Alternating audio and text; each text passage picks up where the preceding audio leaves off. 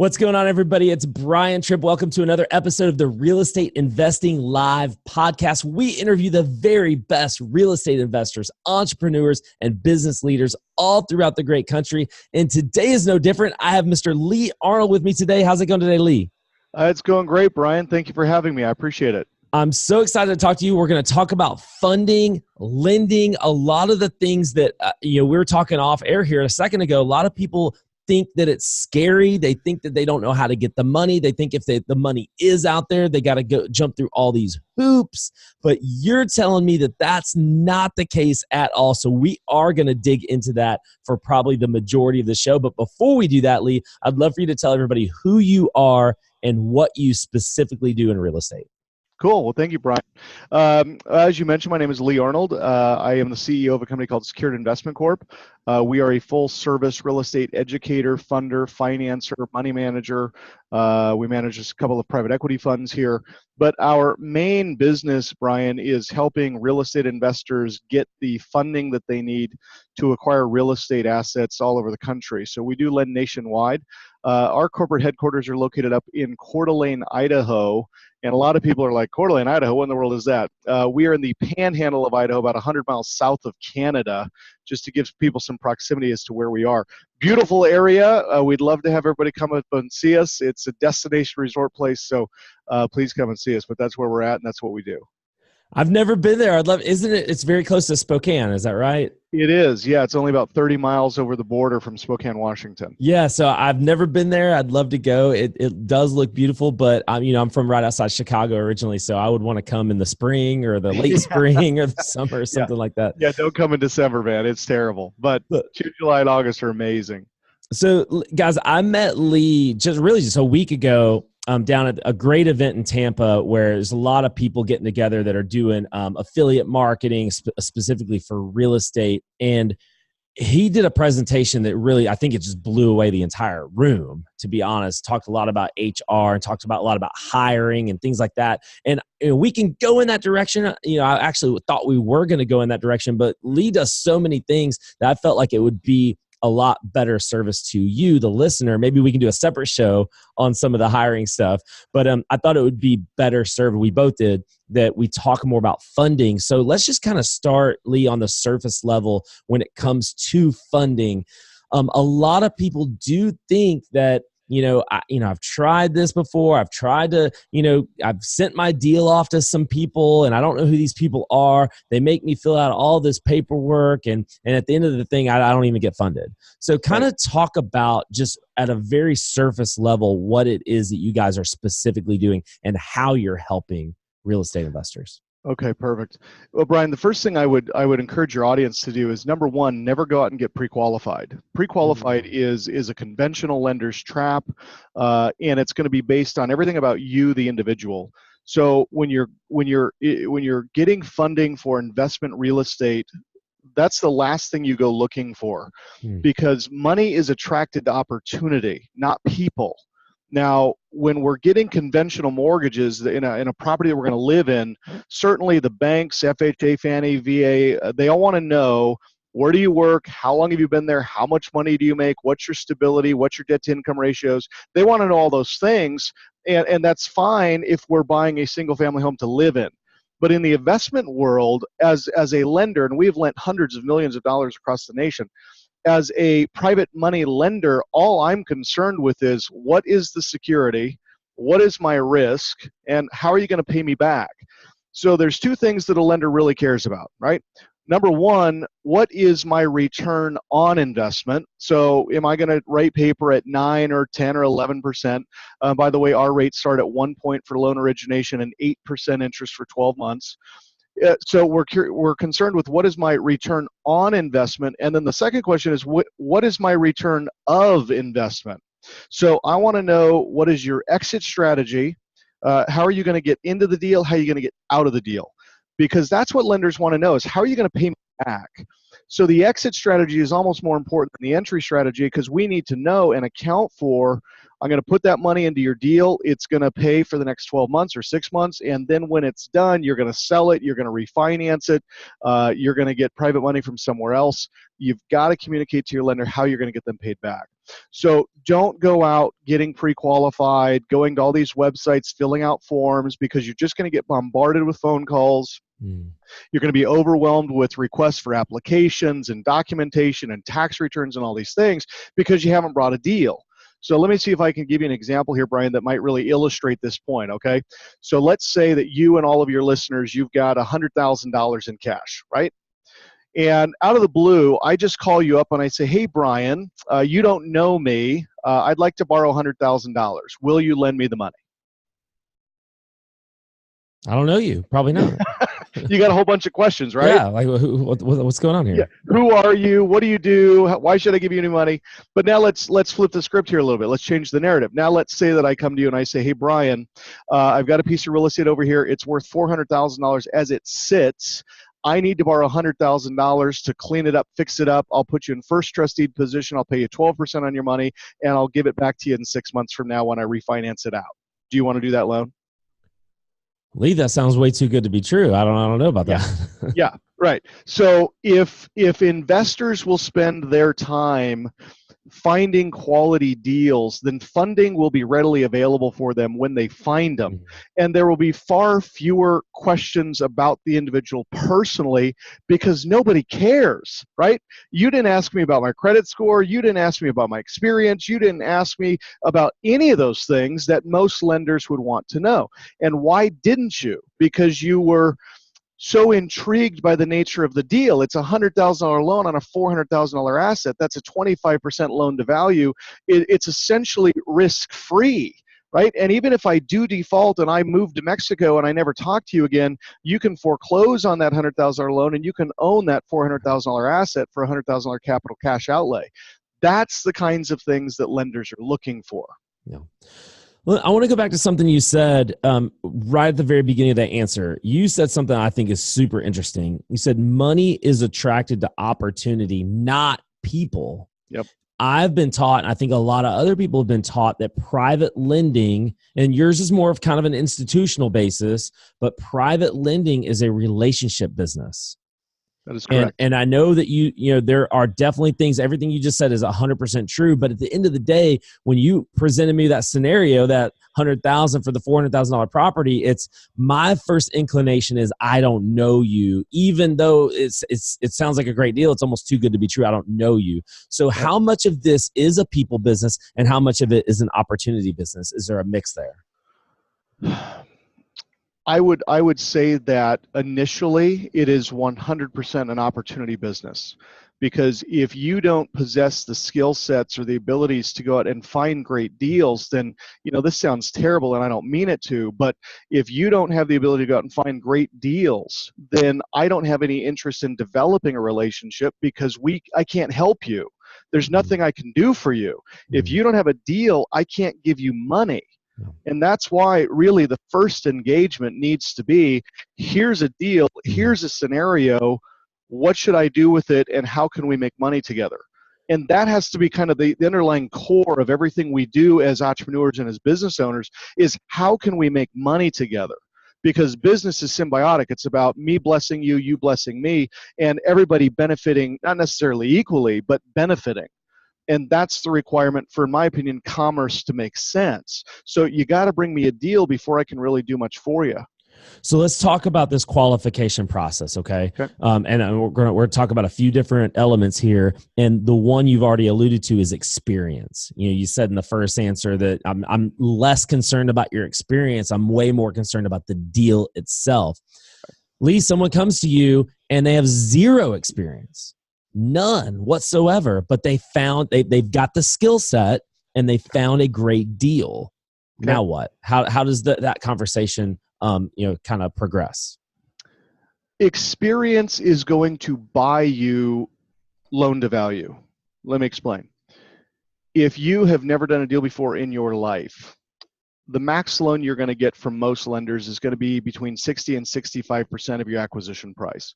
So if you've gone out and you found a deal and you need $100,000, most lenders to a new investor with zero experience they're going to be at 60, 65%, which means you got to bring in $30,000, $35,000 either in cash or in cross collateralization or in partner equity. nobody really cares how you get to the 100,000, but most lenders are only going to give you 65%. Now, as experience is added to your portfolio to the tune of 3, 4, 5, 6, 7, 8, 9, 10 flips, now a lender is going to have a much greater comfort level, because the best predictor of future performance is past performance. So what you've done in the past, you will always do in the future. What you do in the small, you will do in the big.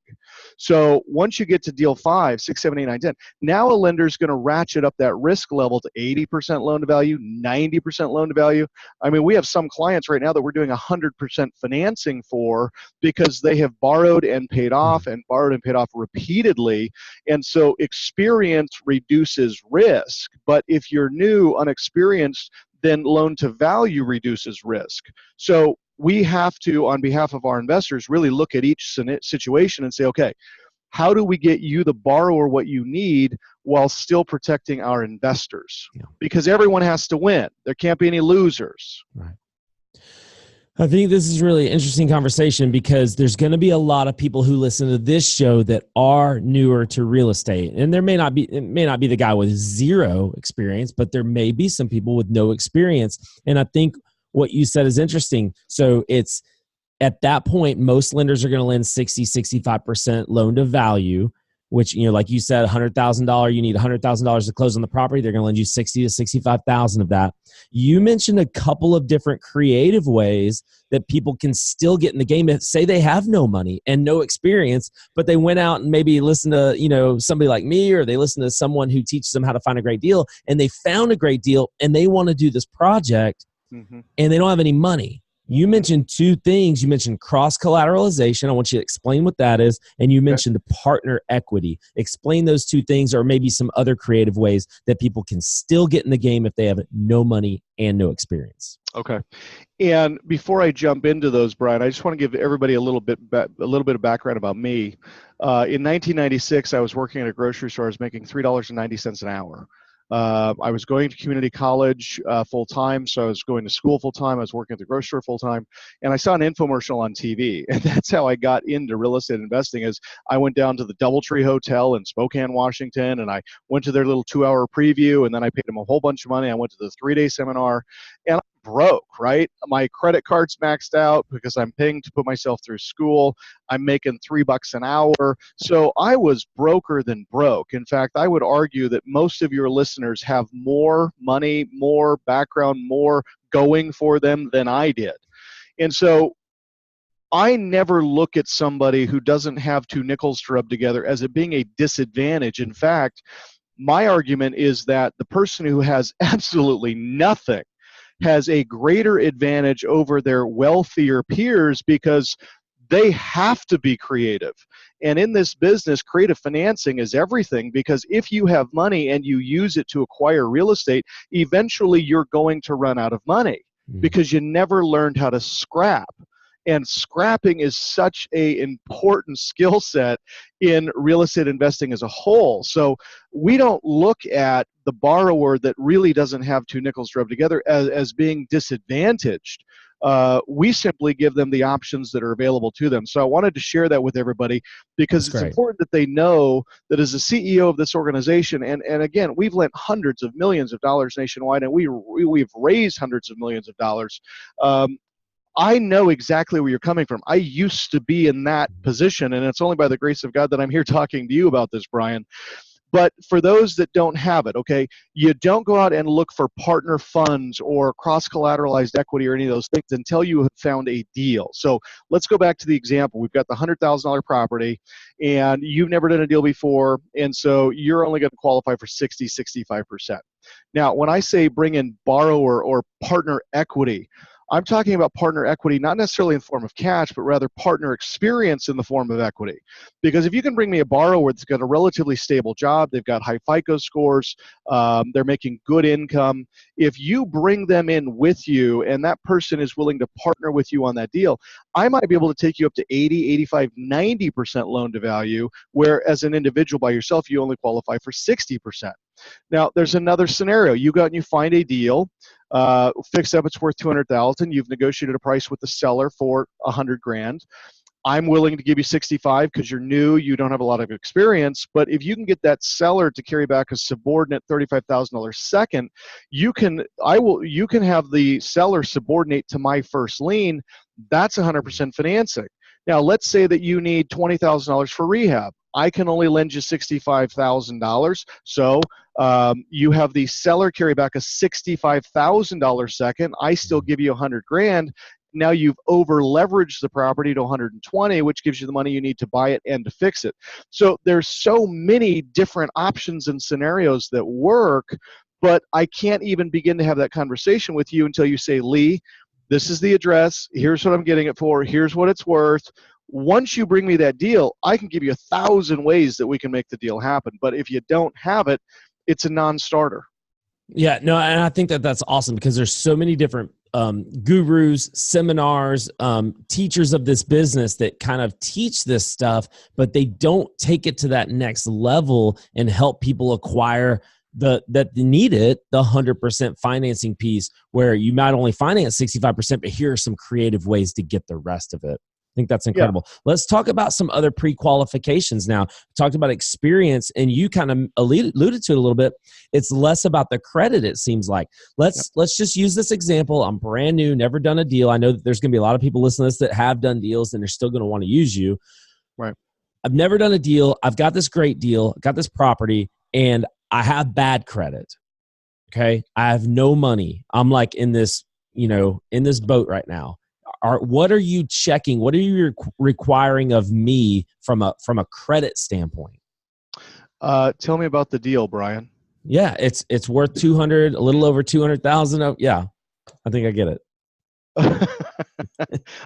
I mean, we could go through the deal scenario if you want, but quite honestly, I don't care about your credit, your background, your experience. All I'm going to be focused on here is the deal, because ultimately, again, as I said, the best predictor of future performance is past performance. So if I look at your credit, and let's say, Brian, that you're a 40-year-old man and you have been to multiple jobs, you've always struggled to make more than $28,000 or $30,000 a year. You've been married and divorced 3 times. You've got 29 collections on your credit report. Even with all of those negatives, I'm still going to do the deal. But I'm going to go into that situation anticipating you not to follow through, because you have a history of not following through. So now when I underwrite that file, I got to look at it from the standpoint of, okay, Brian's probably not going to pay me back. If that occurs, is there enough marginal spread between the value of the asset and the money that I'm putting out there that will allow me to recover that loan and still get a return to my investors? So that's the question. It is always about the deal. The person only increases or decreases the security and the cost of the financing. That's it. Lee, I want you to talk about our current market conditions for a second. You told me off air before we got started that there's more money in flooding the marketplace than almost ever before, probably. Talk about specifically why that is. Why is there so much money out there right now? And right now, the hard part is finding the great deal. It's not finding the money. That's exactly right. Well, for starters, we've been experiencing the longest bull run in history, over now 12 years of economic growth. You're seeing corporate profits higher than they've ever been. You're seeing the stock market at highest points it's ever been. Now, certainly there's trepidation about where the stock market's going to go, where the real estate market is going to go. And, I've been investing since '96. So I went through the crash. I lost $40 million I had under development when that all occurred. So I've got the bruises to at least understand the market a little bit, to know that while I am cautious, I'm optimistic. The Fed's dropping the rate a quarter point just a few weeks ago. Suggests that they too are seeing some stalling in the marketplace. They need to make money more affordable to the end user buyer. And that's who we serve, right? So if I lend you money to buy and fix a house, you're ultimately going to send it to an end user buyer.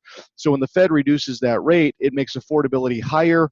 The first time, second time home buyers that are making minimum wage or menial jobs, they can now afford more housing, and that's going to spur the economy. So I'm not seeing the same things that I was seeing in 7 and 8 leading up to the crash. I'm kind of seeing some trepidation for the marketplace now. Because of this, we're seeing more and more investors pulling money out of the stock market. We're seeing more and more cash sitting on the sidelines, kind of waiting to see what's going to happen.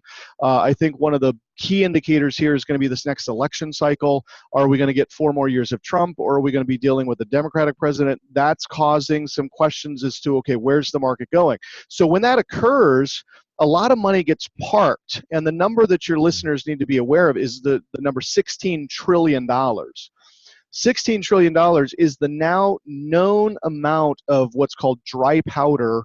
And dry powder is a Wall Street term that simply refers to the money that could be deployed but doesn't have anywhere to go. So you got all these investors waiting in the wings, anxiously wanting to put their money into something other than the stock market because of the volatility that's there and the unsettled concerns as to what's going to happen. And it's looking for a temporary place it can park itself and still make friends, right? Which is yield, return on investment. But because there's such a shortage of deals out there, there is a lot of money all chasing the same borrower. And this is really exciting if you're a borrower, because if you've got a great deal, you are far more valuable and interesting to us as lenders than we are to you or you as a borrower than we are to you as a lender, because we all want to put our money in your deal, which means for the first time, the borrower is in control. The borrower has all of the power, and the borrower has the ability to negotiate and literally pin multiple lenders against each other. It's the old lending tree model. When banks compete, you win. Well, that used to only be true if you were a 780 FICO score with a PhD making $250,000 a year with 12% debt on your credit report. That's no longer the case. If you are an investor, even if you don't have any experience but you've got a great deal, lenders like me will compete to give you money, which means now you can begin negotiating on things like points, fees, interest rates, terms. This was not the case in 12-13. We started doing lending nationwide back in 2010. Back in 2010, it was like, you want my money? You're going to do everything I tell you to do. Right. And when I say jump, you're going to say how high and where would you like me to land, sir? In this economy now, it's me saying, hey, I've got money. Will you please take it for me? I really want you to take my money. And now you can say, well, I've got this person that's willing to give me money at 8. This person's giving me money at 7. This person's giving me money at 6. So if you want to deploy your capital into my deal, you're going to charge 5.5%. Borrowers now have the ability to do that, and it's important that they know that and they be empowered. Now, why would I as a lender tell your audience that, Brian? Because if you go to my website, you'll see that I will beat any competitor's price, because I understand that the market is causing capital compression and we're seeing lower and lower yields than we've ever seen. So I would much rather have the opportunity to review the deal and give you my best price so that you at least know where economically you land on the profitability of that deal. Lee, there's so many. Question? Yeah, 100%. Thank you. And I'm going to follow up. There's so many people here that, I do training events. You guys do training events. There's lots of them out there. There are so many, just the public, the general public that's trying to break into real estate.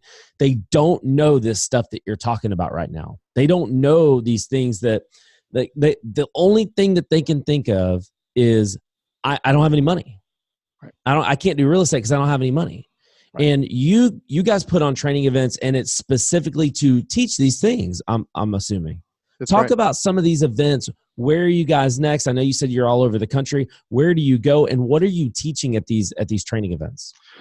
Well, to find out where we're going to be next, you can simply go to fundingtour.com. Fundingtour.com, that'll give you the list of the next 16 cities that we're going to be in. And we're putting on 1 to 2 events every weekend in a city somewhere in America. Wow.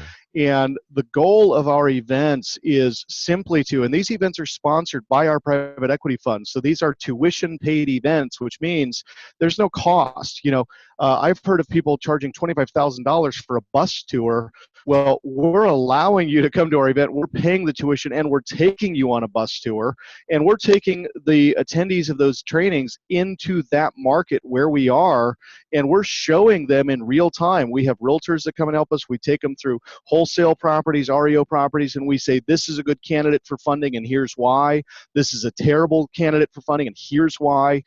But I think the best advice I could give let me restate that because I'm not an attorney or a CPA. The best opinion I can give your listeners as to where they should start is single family. Single family has the highest user rate of any asset class in America. Single family residential homes, 1 unit, are going to give you the greatest opportunity to profit in a short period of time, and it presents the greatest opportunity to get funding to the tune of 100% financing with no out-of-pocket expense to acquire that asset. So we encourage people to focus there because that is the asset class that funding is most readily available for. Now, certainly, we lend on duplexes and multifamily and commercial and industrial and warehouse, but for the entry-level investor, you're going to need significant money down. You're going to need money in the bank. You're going to need to have a relatively strong portfolio of property, unless, of course, you bring us those things we talked about earlier, which is equity from a partner's experience, equity from a partner's financial statement, equity from the seller carrying back a subordinate second. But while those are profitable and can be profitable deals, and Brian, you and I we all have that story where we made a $250,000 rip in a short period of time. I don't like to base my future on hopes and what ifs. I like to base my future on absolutes. I prefer base hits to home runs every day of the week, and single family residential is a base hit. Now, you might only make $10,000, $15,000, $20,000 per house, but if you do 10, 15, 20 of those things, that's $250,000 a year. Furthermore, as the market does correct, and we're already seeing signs of this, we're seeing days on market being elongated. We're seeing more and more of these realtor email drops, price drop, $10,000, $20,000 price drop. This is happening because the market has slowed and the volume of buyers is decreasing.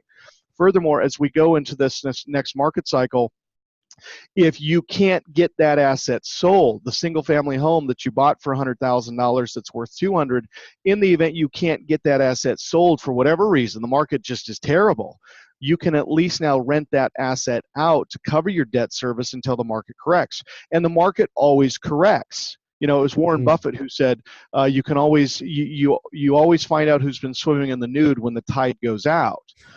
But the converse of that is rising tide lifts all boats. Well, the tide is going out. And so we're going to see the people that have been running too thin. They've been buying these assets that don't fit that box, that don't fit that criteria. And you're going to start seeing increased foreclosure filings on those types of assets, including single family homes, because now a homeowner that gets themselves in trouble financially does not have the upside equity because the market pulled them out to recover from that. So while, yes, there's trepidation in the marketplace, I'm very bullish on what's happening because there's going to be more and more deals than you've ever seen. Yeah. I think I know I did, but every investor I've met has made this statement. I wish I would have had a couple $1 million in 2011. Because in 2011, post-crash, we were buying houses at 30, 40 cents on the dollar. So my opinion is stay in the single family space, amass as much cash as you can, and be ready for that correction when it does ultimately hit full force so that you can go out and acquire those assets at a premium price. Yeah, I wish I wasn't wholesaling. I got in real estate in 2012. I wish I wasn't wholesaling all these incredible deals at 20 and 30 cents on the dollar that I was getting them for and selling them for maybe 60 cents on the dollar. And I could have all these things right now and they'd be worth, 3 times as much they are now. Right. As Lee Arnold, the funding tour, fundingtour.com. And I'm just going to name some stops: Las Vegas, Miami, Honolulu, Portland, San Antonio, Indianapolis, Boston, Orlando are just some of the cities that are coming up. Fundingtour.com. Go check that out. And it's free to go to it to learn about this stuff. And guys, and Lee, tell everybody where they can go if they have a deal right now. Where can they go to submit that deal? They would just go to kogocapital.com. Kogo Capital, COGO, kogocapital.com. There it is. Lee, I can't thank you enough for coming on the show. I feel like you've given us a lot to think about, a lot of great information. And at the end of the day, information is meaningless if we're not taking action. So go out there and learn how to find a great deal. If you haven't done that already, we've got tons and tons and tons of content on how to go find a great deal. And then when you need that deal funded, definitely get in touch with Lee and his team at kogocapital.com, COGO, and then check out fundingtour.com to see where they're going to be next. Appreciate you, Lee. Thank you so much for coming on the show. My pleasure, Brian. Thanks for having me. Have a great day. Thank you, Lee. Guys, we love you so much. Make sure you're hitting that subscribe button so you are getting the alerts on when all of our next podcasts come out. We love you so much, and we'll see you next time.